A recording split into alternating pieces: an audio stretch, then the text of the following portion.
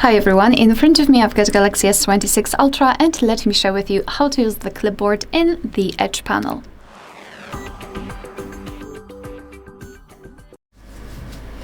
Alright, so the first thing we need to do, especially in this situation if you do not have your Edge panel turned on, is to apply it actually. So I'm talking about this line here on the right. Of course you can apply it on the left, it's completely up to you.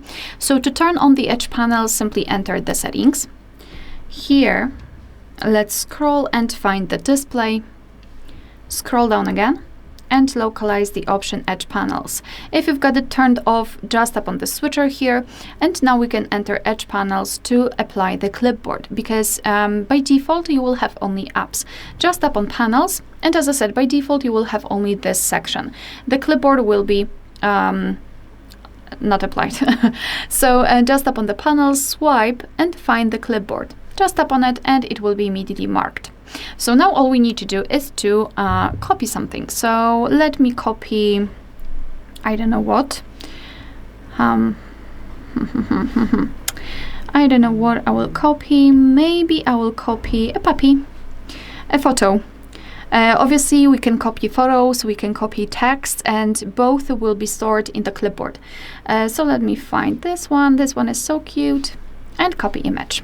All right, so now we can enter the section in which we would like to paste something. So let me open the notes, let me create a new note. And now, obviously, we've got it right here. And we can simply tap on this option and it will be pasted right away. But I wanted to show you the clipboard in the Edge panel. So all we need to do is to swipe our finger from the side to the center and swipe our finger again to open the clipboard. And what is interesting, you can see that we do not have only the photo that I've just copied, but a lot of things that I've copied before. So they are stored here. We've got some kind of a history, and this section stores a lot of copied text and photos for a really long time. So all you need to do is to either tap on copy, then tap on the option and again tap on this option at the top of the keyboard, or you can tap on it and hold it and drag it to the section where you want to paste it, and as you can see it will be applied. The same situation with the text. So you can open the clipboard, for example this Dear Anna, just tap on it and hold it and then drag it here and it will be applied.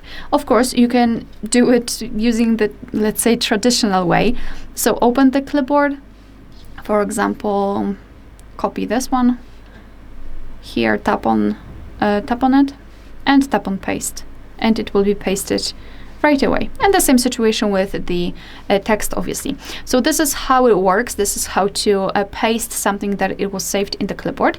And now let me show you how to manage the clipboard, because there are some options that you can do before, that you can do there. So let's open the clipboard again.